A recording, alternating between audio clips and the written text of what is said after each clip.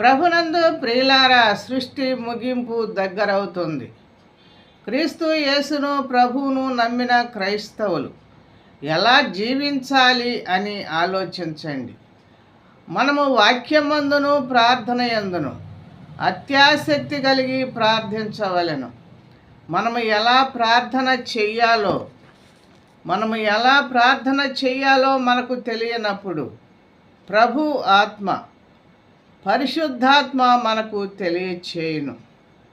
మరియు మృతులలో నుండి లేచిన వాడును, దేవుని కుడి పార్శ్వమున ఉన్నవాడును, మన కొరకు విజ్ఞాపన చేయువాడును ఆయనే. కాబట్టి శ్రమ అయినను, బాధ అయినను, శోధన అయినను, హింస అయినను ప్రభువునందు ఆనందించిన ఎడల